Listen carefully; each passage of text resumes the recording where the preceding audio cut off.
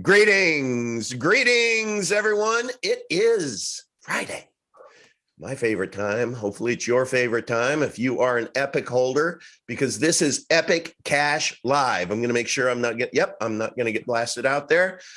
We have some special guests for you today, and one super special one. You want to hang in. It's not going to be at the end, but not right at the beginning. We got a few things that we want to clean up first.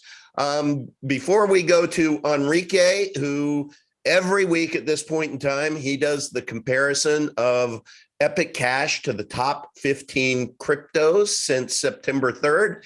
Guess what?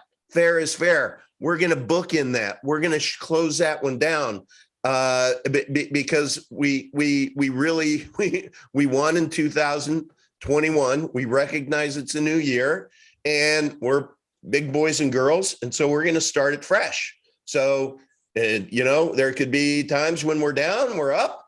Crypto is crazy right now, but before that, and then Yoga's here, and he's going to share a little bit about world events. Going to talk to Max about a couple of items that are really super exciting, and then we're going to give you an E3 update with a very, very special guest. But before we get into that, I just want to send a special thank you from me to you and you, two people. Howard, who is, his pen name is Etienne de la Bowtie squared. He is the author of Government, the Biggest Scam in History Exposed: How International Organized Crime Runs the Government and Media. Was able to have Howard on, or Etienne. Max kept calling him Howard, so he kind of doxed the first name. But that was a wonderful interview, and it is really just part one, because Howard has a son who is also an Epic holder and in the Epic community, who's a young 19-year-old now, but boy, does he have a story of when he was 16 related to crypto and Bitcoin in particular. And we are going to try to organize it to where this next week, I'm going to have Howard and his son on, and it's going to be really, really awesome. I also want to share with you that last night had it was so awesome. If you don't know Bill Still, he was the director of the 1996 documentary Money Masters. And while it's 26 years old, it is a must watch. And he came on the show. Really, it was about us interviewing him. It then quickly pivoted to being about Epic Cash, and Max did his Max thing and just started his education. And by the end of it, you got to watch it, guys. You got to watch it. By the end of it, here you have this guy that knows more about money and finance, and how the banksters have overtaken everything. And when he started to realize what is truly behind Epic Cash, how it's engineered and how it's decentralized, at the end of this, he just had his wow aha moment. And I spent the better part of the morning this morning with Bill over the phone, walking through how to be able to get his wallet and getting it all set up. And I am pleased to report he has an oar in the water, a big oar in the water. He's like, I'm done with Bitcoin. He sent it over. Epic Cash it is. So I just want to say thank you, Bill Still. That's awesome. And it is so great to have him as part of the community. So if you see Bill Still in t.me/Epic Cash, please do say hello to him. And he is going to be an advisor to us all, because he's forgotten more than a lot of us will ever know. And it is just amazing to have him as a value add part of the community. And you'll be seeing more of Bill. As a matter of fact, we're trying to work together collectively to see how we can create and fund Money Masters 2, which would take us to crypto and through crypto to now. So from when Bitcoin launched to today, to where he's going to be able to demonstrate, like he did before, how the money masters, the viper, the den of vipers, how these people have worked their way into BTC and everything that surrounds it. And that really what Bill was looking for is, he says, I want a private currency that can be money, that can be spent, and you got to watch the interview last night, but I'm telling you, he was so impressed with Epic Cash that he believes we could be the one. So, great. I'm going to also tell you, I have a special announcement for an upcoming interview. I have been trying to get this young lady on with me for about 3 weeks, maybe 4 weeks. Didn't work out this week again, but let me tell you just a little story.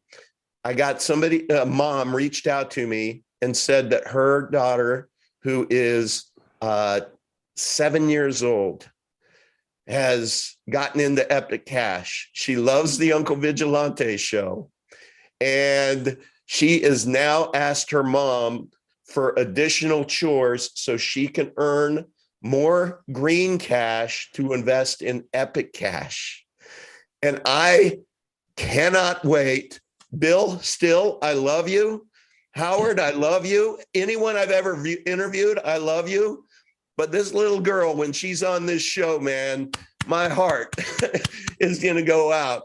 And the fact is, she has been a very sick girl for the last 4 weeks and just she has a disease and she's just not been able to have the energy, but she's so excited about it. So the day that happens, I hope every one of you show up for this little girl, because I want to talk to the youngest crypto holder in Epic Cash, I believe, who's earning it. Okay, with that, let me hand it over to my good friend, Elle McMurphy. Elle McMurphy, do you want to, shall we do this? Shall we bring up the top 15 from September 3rd? Let me make sure I can share this and I'm getting the right one. I believe it's this one. Yes, can you see that? Yep, that's correct. That's the one. Okay, so I'll go through it so people who are new can understand what we are doing here. On September 3rd, I started a thought experiment. Is my audio good? Perfect. Yeah. All right. So what would happen if I invest $1,000 into Epic Cash? And what would happen if I invest $1,000 into each of the top 15 coins by market cap ranking at that date? So this is what you get. With Epic, I invested $1,000 on September 3rd. It was trading at 32 cents. That would have bought you 3,125 coins. And if we fast forward to today, the price was at $2.76 when I did the snapshot. And that means that the value of the coins that you bought would be worth $8,625, or it would basically represent a percentage increase of 762. The market's taken quite a dip lately, and you can see it reflected in all of the other coins. Beating. Oh yeah, but still, Epic is up, 762% since September. So that's pretty impressive. And if we look at the other coins, you have Luna at 117%, Matic at 51%, and all of the rest are in red. So had you invested in all the other coins, you would have lost money. And at the bottom, we have the top 15 average. What this means is that instead of investing 1,000 into one specific coin, you take 1,000 and you distribute them amongst the top 15. So had you done that, you would be down $146 or 14.5%. So, this is pretty straightforward. This is the last time we're going to look at this Epic versus top 15 comparison, because what we're going to do this year is we're going to do the year-to-date comparison. And if you, yeah, there it is. So for this one, I decided to take the top 20 coins by market cap ranking. And you can see there, you know, from January 1st, you invest $1,000 in each of those coins. And we're going to start with Epic. You invest $1,000 in Epic. The price per coin, you can see it on the next column. In the case of Epic, it was $3.78. That would have bought you 264.55 coins. If we look at the price today, it's dipped quite a bit, $2.76. So your portfolio would be worth $730. You know, Epic's actually in last place right now, but like same deal with my last comparison. I'm pretty confident that by the end of the year, Epic will vastly outperform, you know, all of these top 20 coins. Yeah, this is I love this. Actually, I love this because I like the tortoise and the hare story. And this is really cool that the first Epic Cash Live, we're in last place here. And last place. It's going to be very, and we know why. We know why that it is dipped down here. We won't unpack that. But so this is like a spring, a coiled spring that's, you know, it's not if, it's when, but I can't wait till next Friday and the Friday after that, the Friday after that. And then we're going to have some good discussions here. Uncle, let me just speak to that real quick. So for those who are concerned about the number flashing on the screen, oh my God, am I not as rich as I thought I was last month? Honey, you know, cancel the plans to go on vacation and, you know, put that second fork, you know, bite down. We're going to have to tighten the belt. You know, these things matter to our psyche. And so if you need money today to meet some need, ask yourself, you know, would you sell your family silverware to meet that need? No. Okay. Well, why are you selling this versus selling, I don't know, any other fiat currencies you hold, perhaps overvalued stocks that even despite a 20% dip are still very expensive. Perhaps a property that used to throw off a good income and now it's a lot of headache and doesn't really cover its costs. And you're just kind of paying the bank and the taxes, you know, like what else can you sell to meet that need? Because the scarcity is going to continue to preserve the value of this asset that you might sell into this temporary weakness. And so if you look at it from that lens, then it helps to stomach these up and down movements in the price a little better. I look at this as an absolute gift for those who have been, I mean, we've seen it go to 685. I believe that 680, I think, was the all-time high. And and our fundamentals haven't changed, not one single bit. And there's so many good things that we thought would be happening by now. And due to certain circumstances, we're kicked down the road. So those are still all before us. So I could not be happier. I was so happy that when I was helping Bill Still acquire Epic, that we were able to get it at a basis under $3. And I'm like, Bill, you need to be in pinch me mode here, because you're going to quickly see that is going to be in the rear view mirror and that your timing is impeccable. So let me grab another screenshot. Let me exit out of that one. And then we have the Epic versus top 15. Top 20 privacy coins. Okay. Yeah. So yeah, we're going to do the same comparison that we're doing with the top 20 coins, but taking the top 20 privacy coins and tokens by market cap ranking as well. I added one that you know, a Twitter account asked me to add, which is CRP. So there's actually 21, but you know, it's the same thing. We'll eliminate one later on. But yeah, we're basically going to do the same thing. And here you can see Epic's also, you know, in last place. But like Max said, the way I see it, we're in an uptrend. It's clear that we're in an uptrend, and we're about 56% off of our all-time high. So this is like a great buying opportunity. Amen. That's the only way I can put it. I've been buying the dip in the last few days, and you know, hopefully I'll try and adjust my budget to get some more quickly, but we'll see.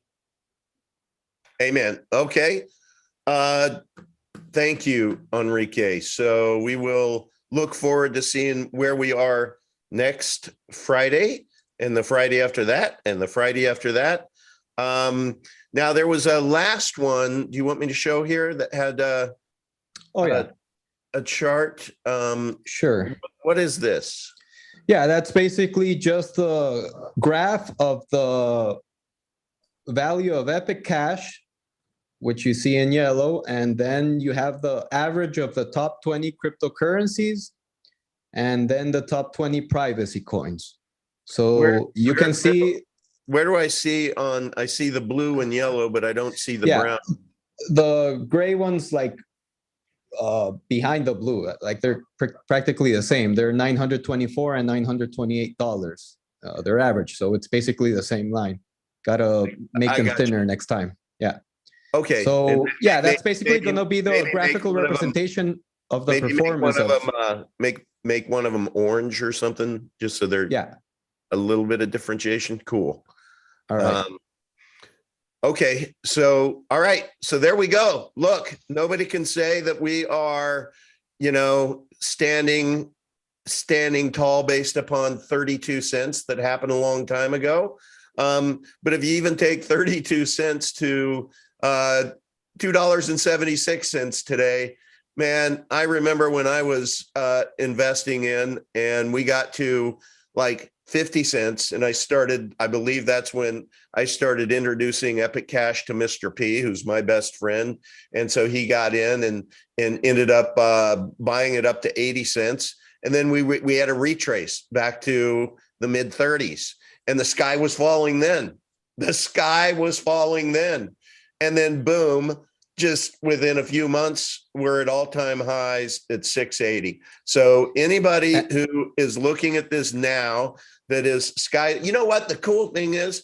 It's like the Epic Cash community. If you go to t.me/Epic Cash, you don't see anybody freaking out in there. Everyone's just chomp, MF chomp. And so that's what we love about our community. They have a high. I want to add one more thing. Hold on, Enrique. Miners have to pay the bills. Remember, miners, it's their job to simply pursue the hash rate or pursue the market for their hash that pays them the most. And so for the security of the network, we should want as much mercenary hash in there competing, you know, away the returns and spreading out the coins into ever wider hands, rather than, you know, if we had, imagine a clique that only like a handful of guys ran our software because we're the only guys that care about it. Like if you imagine Pi as an example, the mobile mining app Pi, you know, it's like tell a friend and then refresh it every day and stuff. And then the coins have no value. So that, you know, it's hard to keep the growth going. Whereas in our case, they have a ready market value. Yes, we think $2 and any cents is kind of insulting, and it is. But if you're a random X miner and you have a CPU farm and you just care about how much spending power do you have today versus the electricity cost today and the alternate use of your capital, then you should mine Epic and instantly sell it into the currency of your choice. And so there are, at today's price, the network has to absorb $20,000 a day in new investment from the world just to maintain the current price. So imagine like a very, very sensitive gyroscope that's responsive to new inputs. That's what we're seeing here. And as the market grows, the price discovery will be ever more refined because we're plugging into a dozen years of Bitcoin infrastructure that's now been more broadly applied to the universe of other coins. But even in Bitcoin Core's case, we saw 20,000 go down to 3,000 over the course of a little more than a year, over a decade after it launched. And so Epic is going to continue to be volatile indefinitely, and everyone should take that into account. It's fun when the days are green, but it's painful when you get out over your skis. And when leverage trading starts to occur here, that's when you really, really need to be careful with yourself and to warn newbies away. Okay, Yeah. so thank you. Thank you, Enrique or El McMurphy. Appreciate your charts and analysis as always. Thank you. Perfect. Yoga, welcome to the show. I know Hi, we've folks. had some world events, and I also know that you're Russian and you have your finger on the pulse of things overseas more than most. So can you just comment a little bit on what's going on in, would it be Kazakhstan? Sure, yeah, Kazakhstan. By the way, I self-identify as an American, just saying. Russian speaking, but an American. But you can speak Russian. There we go. But as an Yes. American, it's very Right. important to me. Okay. So, yeah, no, it's just funny thing, like Max was just talking about as far as Bitcoin and Bitcoin stability, and how there's all this Bitcoin infrastructure that's laid in, and all of a sudden, in the course of 2-3 days, Kazakhstan goes dark, and 1/5 of global Bitcoin mining goes down with it. So How much?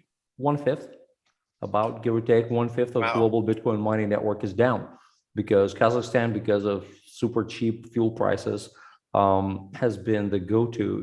When China started kicking people out, they went to Kazakhstan. That was kind of the natural flow. The miners seek the cheapest juice, Yeah. and Kazakhstan was briefly the place for the cheapest juice.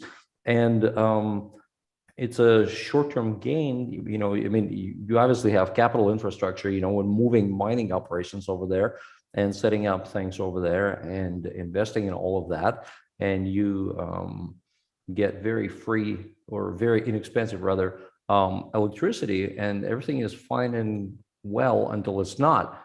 And you have something that has been a very stable dictatorship for the last, well, as long as I remember, 30 plus years, become uprooted overnight. Literally. Wow. Russia has troops on the ground in Kazakhstan right now, and last thing they care about is Bitcoin mining. They're trying to see where their next meal is coming from and making sure that they're able to keep their homes warm. So priorities tend to change really quick.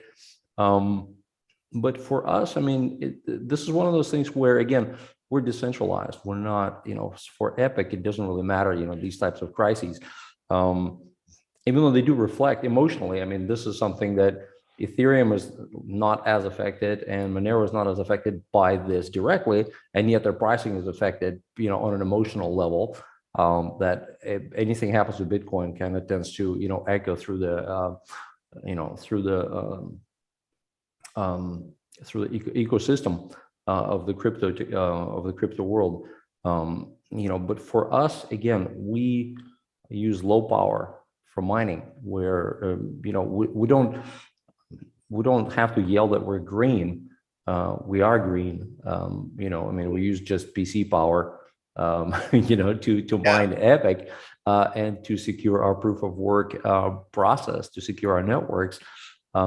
So we are a more evolved technology. We're a more distributed, more less dependent on the world news technology. And to me, that's just kind of in all of this turmoil, just a nice positive little side note for Epic, is that stuff like this doesn't affect us. It doesn't affect our stability. It doesn't affect our perception in the world. It doesn't, it just doesn't. And what's the magic word? It's decentralized. Yeah. It's decentralized. It's fungible. The privacy is a big factor. It is decentralized, but it's also the fact that it's, that it's private. It has that good enough privacy. fungibility. Because when you have unrest like this, and you have all this wealth that's traceable, the next person in charge, the next regime in charge might decide to go after, hey, you guys had a good operation going. What did you mine here? Where is it? Jurisdiction can change. And on a surveillance and ledger, all of a sudden, and on a there's no surveillance place to ledger, hide.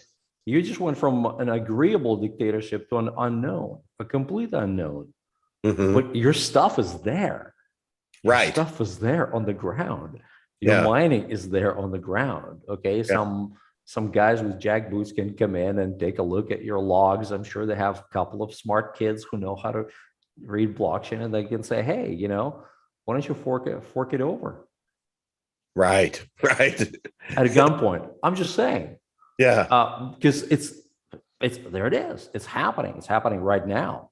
No, so we just went from like this totally like business as usual, and we're all nerds, we're talking about crypto and everything sounds so white gloves, so clean, so sterile. We're so technologically above the noise, until some guy with a gun breaks down your door and points a gun at your face. What are you going to do?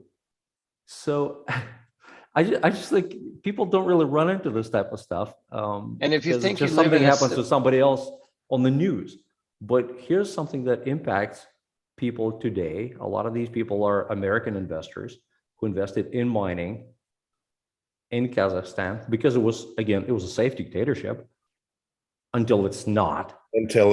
Right. And now.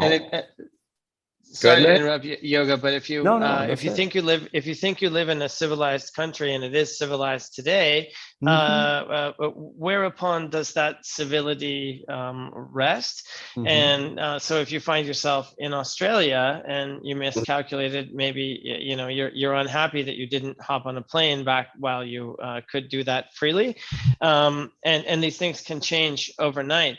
And so today, people think about protocol confidentiality as a nice to have feature for fringe use cases that they don't happen to care about. What I have nothing to hide, so I have nothing to fear.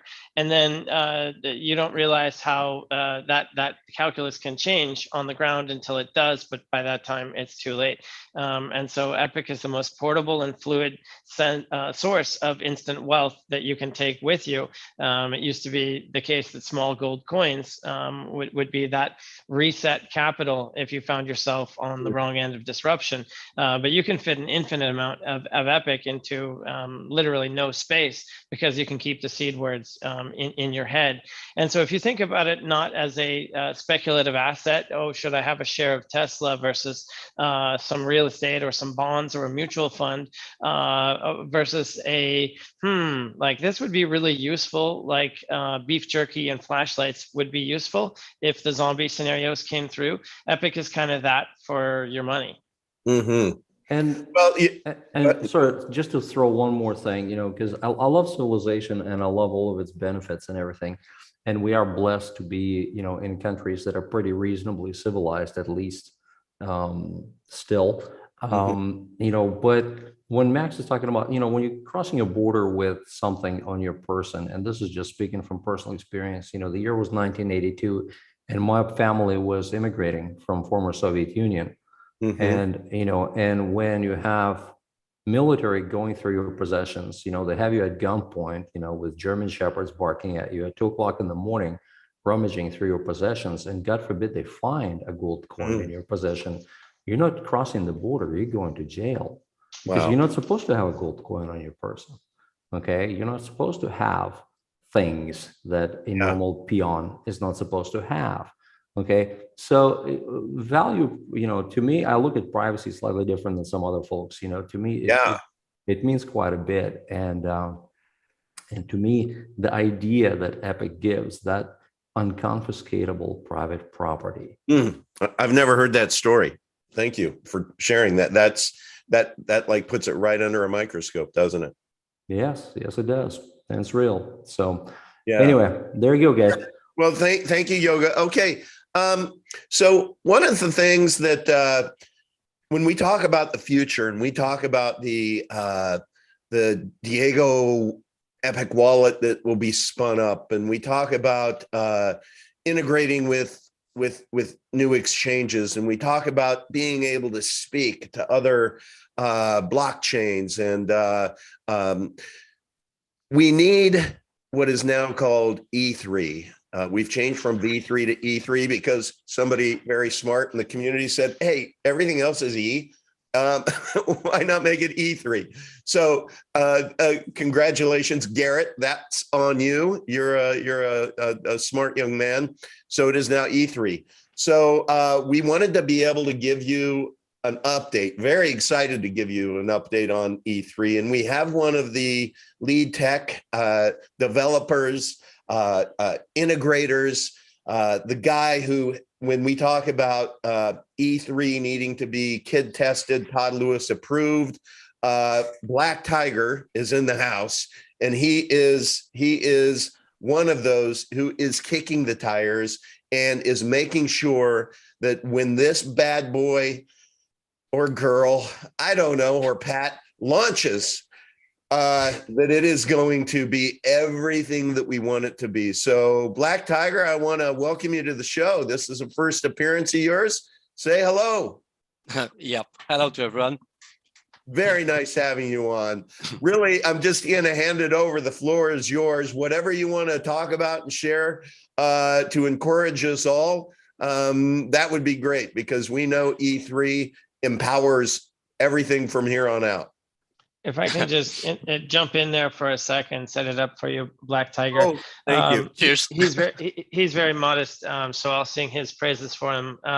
This is an example of independent grassroots leadership that I think we can all take inspiration from.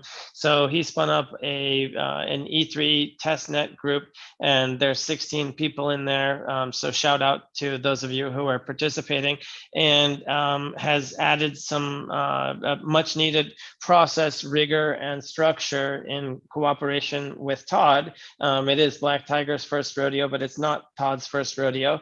And so it's a sight to behold as Todd transfers that craftsman's knowledge and pride of engineering to a young apprentice. Black Tiger was working, I believe, if I'm allowed to say, hopefully I'm not violating any confidence, Black Tiger, that you were doing window installation, working with your hands as well as your mind, and you were teaching yourself how to program and do all this newfangled crypto stuff in your spare time, and that became a now full-time thing as you were able to raise the resources to dedicate yourself to it completely by not having to show up at that type of thing anymore. And so you've got time flexibility, and now there's entrepreneurial opportunities unfolding. And so I think this is a great example on a microcosmic level of what we can hope to create a lot more of. And so I thank you for stepping outside the dark confines of the back rooms to tell us about what's going on back there. Over to you, Black Tiger.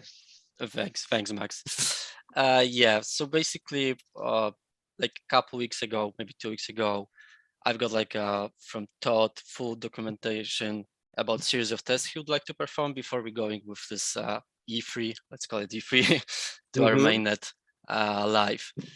So I decided to like gather a bunch of people, which is like about 15 people, like you said now, and make a simple instructions what to do to just recreate the best environment for our test. So it will be like a good do it on the actual mainnet, and we can catch all the bugs, all the errors beforehand.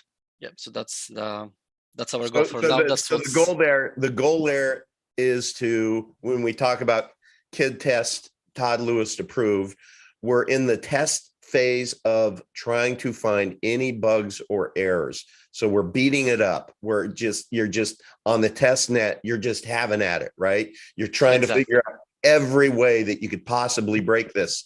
How is it held up?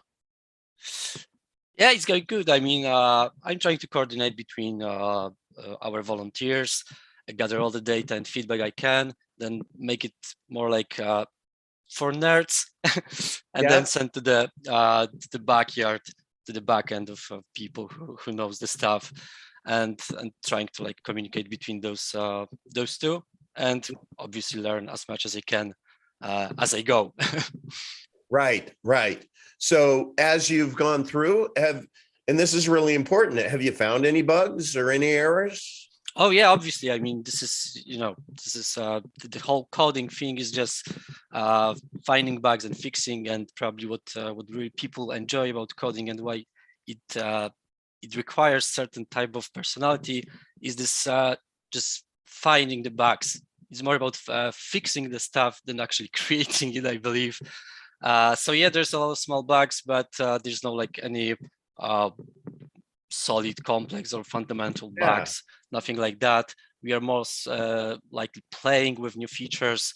But I would like, maybe, I don't want to be a bummer, but I just maybe change a little bit of perspective, because what we're really creating right now, testing and gonna update soon, is it's not like a fruit itself, it's more like a seed. So basically this will be a tool for the next layer. Well, layers have bad reputations now, so maybe for next stage developers and designers are gonna use what we're doing now to create their apps, wallets, whatever. And our goal is to create the tool that is as flexible and reusable as possible. So we're not gonna like trying to tell next developers how they're supposed to design their wallets or whatever. It's just, this is how to communicate with our blockchain. This is how it works. We can guarantee it will work, and you just do the shiny stuff as the next stages of developing. So there's a difference between blockchain development and interacting with the blockchain, right? So that would be like a wallet would be a user experience with the blockchain. So everything that would happen within your ultimate Epic wallet, that will all just seem seamless. And it seems seamless because you have a different talent set of people like Diego, who would be able to, because of all of the work you're doing right now, would be able to integrate with it seamlessly, so that the user, so that I wouldn't have to jump through these hoops, open this port and do that. It just Shazam happens within the app. Yeah. So to be honest, I mean, the software we are using now, the CLA wallets and stuff, this is supposed to be for nerds, and people like more into those kind of stuff. Yeah. We ended up using it a little bit too long for like casual users. Right. Although we have our graphical interface apps also. Even I managed to develop one in meantime to make it easier for people to start mining. So yeah, but it's really important to just separate the core team, the core work, which is done straight into the blockchain, like the code that's just is guaranteed, all maths is adding up, and do not add any shiny stuff there, because shiny stuff usually it's breaking, it's making errors. So this is supposed to be as clean and minimalistic as possible, and this is what we're working on. And then we're just passing this product, this way to communicate with this blockchain to the next developers, and they do the shiny stuff. That's actually great. I'm one of them. I mean, I want to what I'm really enjoying is the fact that I'm working on the core of something that I will take later and just design the second layers on it. This is really nice. You'll have unique insight. You'll have really unique. Absolutely. So right now, the process you're going through, and I want everyone to get this, please, is that ounce of prevention, is what's a clay ounce of precision is worth a pound of cure. This is the point in time to where the hard work that you're doing right now, if you didn't, let me put it another way. If you didn't do it, let's just say that you received the code when we received the code and took the developer at his word. Yep, it's ready. It's ready. Go.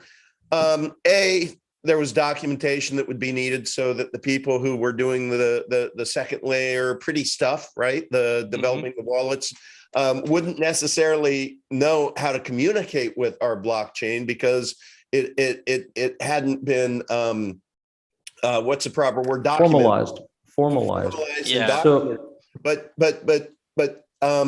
if you let it go, because you told me that you have found some errors and whatnot, that lends itself down the road to where 6 months later there could be something kind of disastrous, right? And I want to say this out loud for all of you. Yeah, I would like to. No, just don't Okay. bump the balloon any further. So all the bugs and errors I'm talking about, it's pure like node synchronizations, peer-to-peer connection, and user experience. It's never anything to do with our core like node. So if you would like don't do any test and just let it out there, let people download, they will just face a lot of stupid little errors that will just make you angry.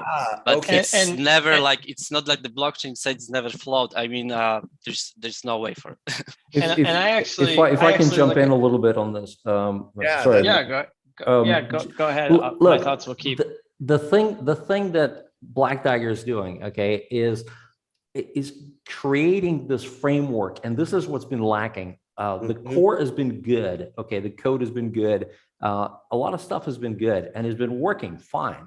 The problem is there are all these little, as you refer to it as shiny things, there are a lot of nice haves that you want to have, okay, better user experience, so you don't have to add preferred peers if you're synchronizing, so you don't. So over the years we developed workarounds, and we've gotten used to like, okay, well, it works this way, okay, so just go with it, kind of thing, okay. None of these things by themselves are crippling problems, okay, but there are certain ways that they're holding us back, and as we expand and as we grow and as we must become more professional, we must become more user-friendly. Having a test frame to be able to pull community together. So Black Tiger, part of his thing is he's this amazing liaison between the volunteers, the people who are like okay technical, capacity, and the dev team who are, very much focused on the code itself. He is the one that creates and helps massage this reporting mechanism and this back and forth exchange of information to be able to test things out, to be able to improve the process. Guys, look, this has been a nuisance. Yeah, we've gotten around it all this time, but it doesn't have to be like that. Okay, why is it like this? Let's fix this, okay, etc. So that's a bug, that's a nuisance bug. It's not a showstopper, but still, it sucks. Okay. And the fact that we had a bunch of these things, and we're going to, 3.0, we don't want to keep inheriting. We don't want to keep piling up. We don't want to keep using duct tape and bubble gum and shit, and we didn't have the resources to be able to address all these little things. And we didn't have a process for addressing all these little things, okay? And now we have this luxury, we have this amazing team of volunteers, we have an amazing community liaison who is interfacing, who is, he's our homegrown epic guru, okay? He's an autodidact. He spent his time, he put in his time, and through our, collecting documentation where he could and getting all this information and debugging the code by himself and just getting into it. Like when you're working on a car, you learn things by doing. Right. Okay? He's giving us the benefit of his experience of interfacing other users like him to the dev team and feeding back the information in both directions. Okay, creating testing procedures, creating frameworks for testing, so that for the next level, when we add, so you have at the blockchain base, you have your blockchain tech. Okay, that's the absolute, that's your bedrock. Okay, that's your blockchain. Okay, then you have your proof of work, right? How your system maintains security, how it validates transactions and stuff like that. And as part of your proof of work, you have your mining. Okay, so these are all different components. Okay, that kind of like it has layers. Yeah, you can. Yeah, of course. Definitely everything have layers. We're checking it out, you know. Check it But the thing on top of that, okay, let's get more into layers. Now, then you have use cases to make it user friendlier. Like, yeah, you have CLI, but you want to be able to actually do a graphic wallet because not everybody likes typing commands on a little black screen. I mean, I love it, but you know, it's like Not that's just me. my problem. Exactly. You know, so what Black Tiger and his team and all this work does for us is going forward, and this is why he's saying that this is like a seedling, okay, because this will make our life easier for the next iteration and the next iteration and the next iteration, because we'll have this easier template to be able to grow grow the infrastructure, to be able to easier plug in exchanges, Right. to be able to easier Yeah, plug in that's wallets, definitely the main point. to be able to easier plug in better miners. As we add mobile mining, this is going to be very important, and so on and so on and so on. So the if I can foundation interrupt that he's, for a second. yeah, I'm done, man. You're awesome. No, That's it. I just wanted to underline what you said, and I do really just underpin it again, that this E3 thing, it's mostly for developers. It's mostly for, I mean, users and users, different type of users. It's Yeah. mostly for people who can actually take it and do something else with it. And we really, this time, trying to care about those kind of people, as they will create the whole environment. I mean, we're trying to address it to the next generations, next developers. We're trying to make simple instructions, how to communicate with our, in the end of the day, simple, but how awesomely design blockchain.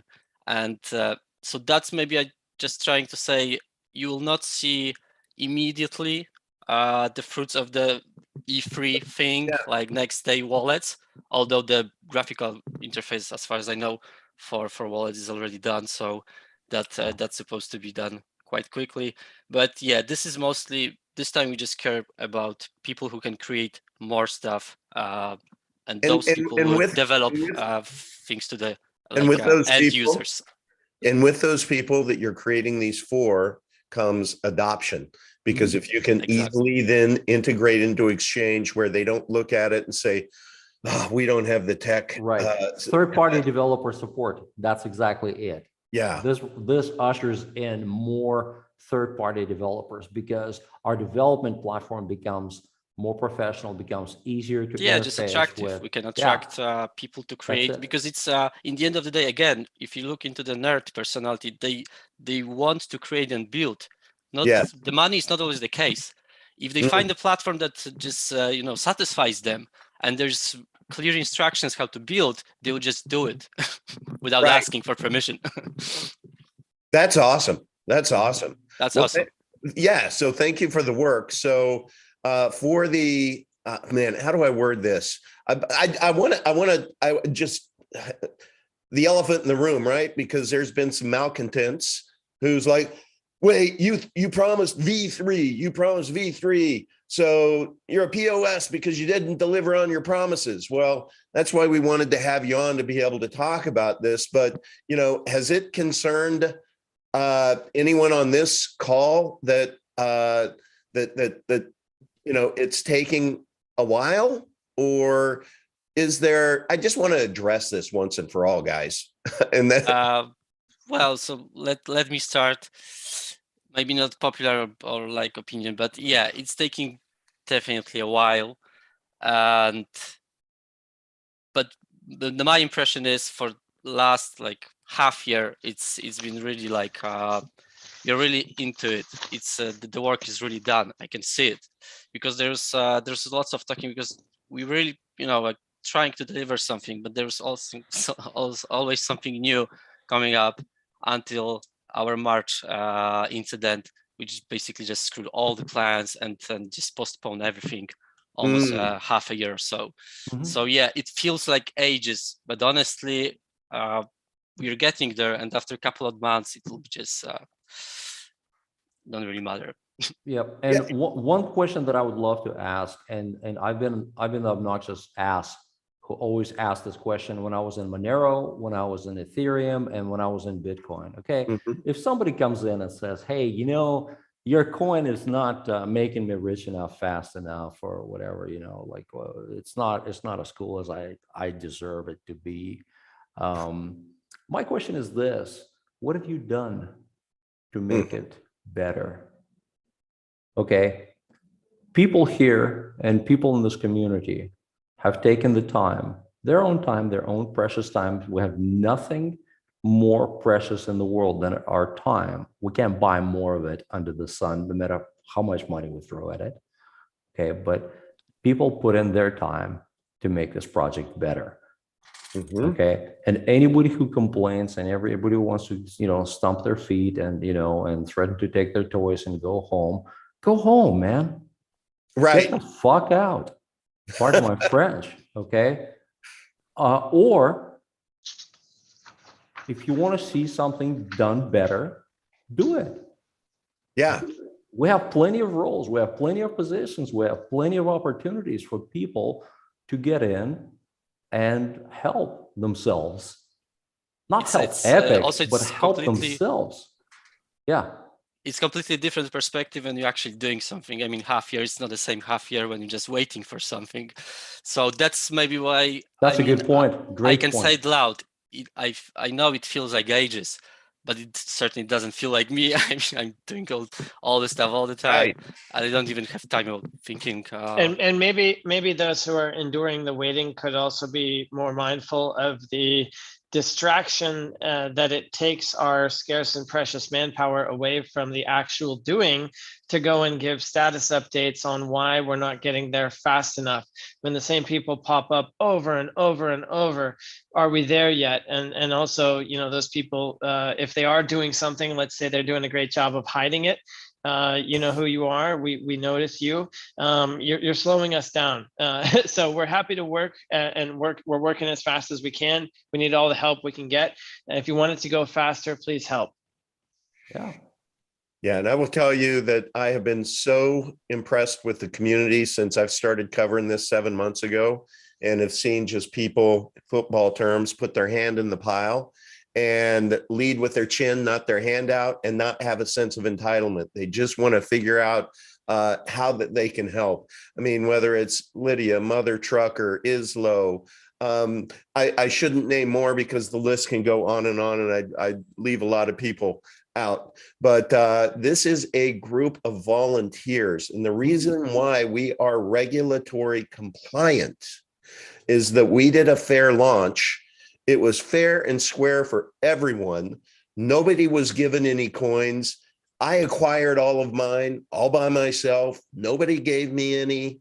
Same with you, Yoga. Same with you, Max. I was mining mine, so because I'm a mining nerd. Okay, you're a mining nerd, so there. Yeah, me too. I was mining Dogecoins back in 2014. And I was helping miners buy GPUs. So some of these beautiful farms that you've seen, those are the only ways you could get GPUs. The hot ones for ProgPow, back in the day, were 3-month lead time special, one per person, jump through these hoops only if you have this Amex card or whatever. And so I was a bit creative about my coins. So Norsimo, I love you, buddy. You're on my all-time star list because from your perspective now you've got a bunch of guys that are invested in your mining business. From my perspective, I got a great deal on a whole bunch of coins, and I just keep in mind when you come down who's buying the drinks. About how this all got started, buddy. Well, so we have a community that people can go see. You can go to t.me/epic cash. You can go to t.me/FreemanU. There's an ambassadors group. There's a ladies of Epicenter. There are just all kinds of groups that you can get. Veterans group. A veterans group, yes. And I will tell you, it is because of our community that I was able to get Howard on my show this week. It is because of our community. Thank you, Captain Bai, that I was able to get Bill Still on my group, because it's that few degrees of separation that we're all from somebody whom I can I can name anyone out there, and chances are through our community, we might be able to do an outreach and connect.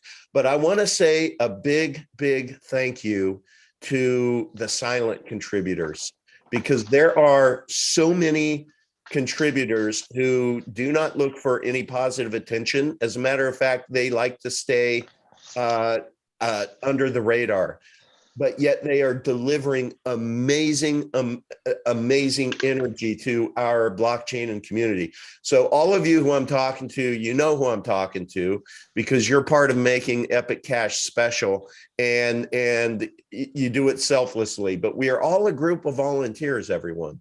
And so when we talk about V3 or the delay or the reasons or anything, just understand, look yourself in the mirror, and like Yoga said, what am I doing to help?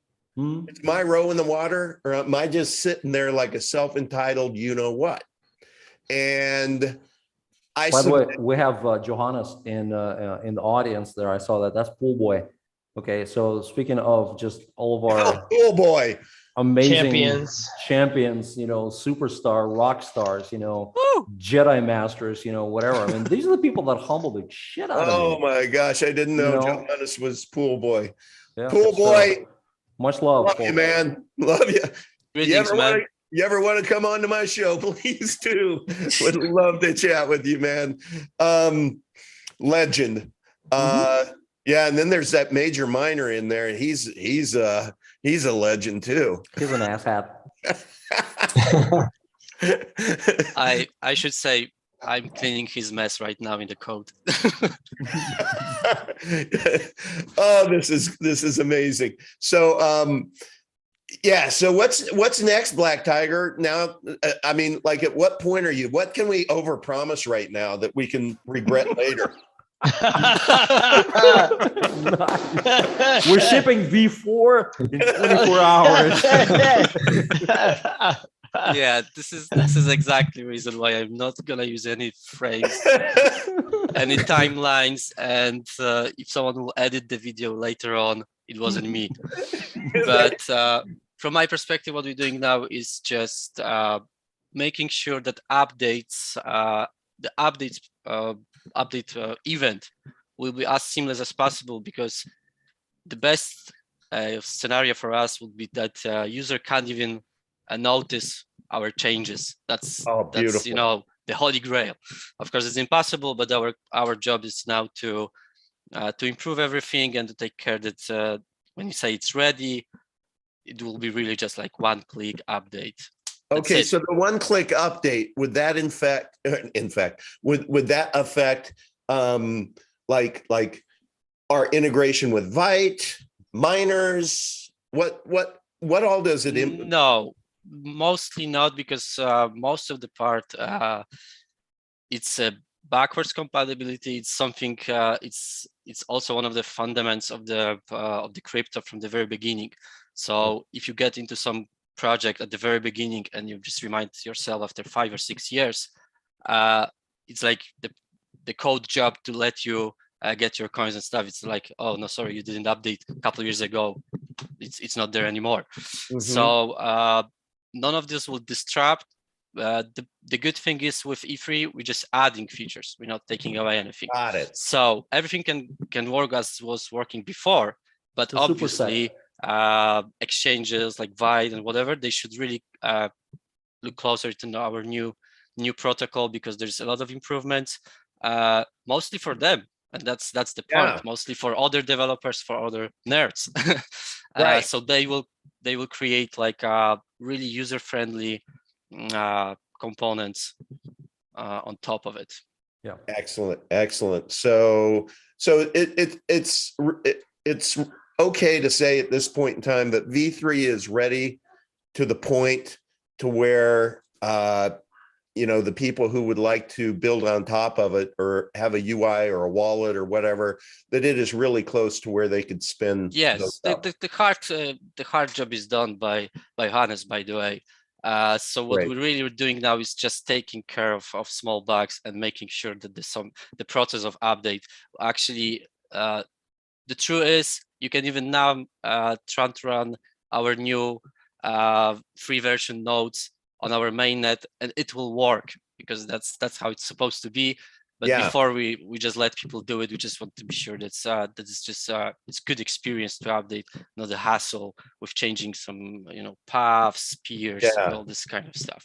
Well, I want to Yeah. thank the rest of your 15 people, 17 people on your team. Thank Yeah, you. as definitely. well. Yeah. From Ziki, you are the guy. I Oh, mean, whenever you see this guy on help desk or yeah, whatever, he's the amazing. man. He's the Mhm. man, really. Yeah. Yeah. And I know we're running late, but I just have some notes here. You mentioned the experience for developers. So we want to enable builders because our vision is not just about a blockchain, but it's an ecosystem. We want people to be able to create platforms on top of our protocol. So we want to be more like Android, which has a whole bunch of cloud file storing services alongside Google, like Dropbox, versus Apple, which only has iCloud, as an example. And so to do that, we have to really think a lot about how to enable builders. That comes from formalized processes. And we need to be able to pass higher standards of scrutiny. People throw about buzzwords that usually are pretty meaningless, but they sound pretty good, like bank grade or mil spec or anything like that. And so people are watching, and we need to make sure that we show them the right kind of presence. And I think if we look back to version 2, which we're on version 2.17, there were all kinds of bugs that we had to keep updating and then force our whole ecosystem to update. I mean, not force, but hey, Vít, can you update the node again? That it's harder the bigger you grow. And it tends to people being out of sync, and then there's customer service tickets and stuff, and everybody looks bad. And so we wanted to catch everything as much as possible in the first version and make sure that it's a pleasant step up rather than, oh man, more unimpressive stuff. The bug that I knew about 6 months ago and I told Zeke in the help desk about still isn't in there. You guys don't even care, or are you too busy? And so we're creating tooling and we're really investing because what we want to do is incubate these builders through things like grant programs and opportunity zones, and up to and including things like startup capital and formalizing accelerator programs and things like that. So we've done a deep study of all 10,000 projects or networks in the crypto sphere and the legacy financial markets and precious metals and equities and all of that, and thought about how to bring them on to a single set of ledgers. And this is the result. So I just hope everybody that's watching right now, when you take a look at this little retrace that we're having here, that maybe you get a little motivated to quote unquote buy the dip. It is a gift. It is a gift with everything that we've talked about today, where we're heading. Thank you so much, Black Tiger, for that update, the E3 update. Very, very welcomed in here, and you did a great job. You bet. And Enrique, thank you for your service every week. Yoga, thank you for doing what you do and giving us that insight between us newbies out here and those nerds whom you know how to speak to and you can translate for us. And Max, thank you for your vision, supercomputer of a brain. Thank you for your interview engagement last night with Bill Still. It was just crazy. People who haven't seen it, you just have to go watch. I was sitting here. That is insane, guys. That is insanely cool. I have relatively high EQ, and I'm watching Bill, and I'm watching him go like this, and I could not discern whether he was like, I'm not understanding a thing this guy's saying, and I really want to go get dinner, or whether or not he was getting enough to be super impressed. And it was the latter. It was the latter. So thank you, Max, for helping me, because the interview would have sucked otherwise.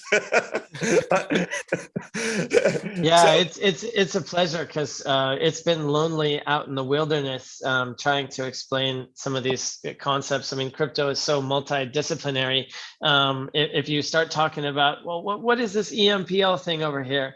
All right. Well, chapter one, let me tell you about the SDR and elastic rebase and all this. You know, by the time you do the first sentence, you've lost 99.99% of the audience. And so it's needle in a haystack type of people that are into these esoteric things. And so it's always great to find fellow kindred spirits. And Bill was gracious enough to appear on the show. I've had a lot of private conversations of a similar vein, and hopefully as we increasingly merit people to be publicly associated with us, they'll come out of the shadows and we can do more of that type of stuff. And so incidentally, if anyone has any relationships with people like Bill, or that might have a unique point of view or perspective, I came to crypto from barbarous relics, precious metals. Todd is also very versant in that. We have a lot of deep expertise in different domains. And I think if there's a positive engagement with that type of thing from last night, then we can certainly lean into that and create more of it. And that's a great way that people who are in the community and want to help, you never know who knows somebody. So let's start dreaming and make it happen. Great point. Excellent. And lastly, I would just like to thank everyone in the community, everyone who shows up, all of you who are in the chat right now. Really, really wishing you a great weekend. No promises, but I think I might try to get a cigar walk in this weekend. And that's always fun for me. So look, let's just take it out on a positive note. You know, Happy New Year. And 2022 is going to be astonishing. This time next year, we'll be in 2023. And I think we'll look back and just see an absolute pivotal year to where those who are in Epic Cash now, you know, just maybe upgrading their living conditions in 2023. All right, guys, that's it. I'm out.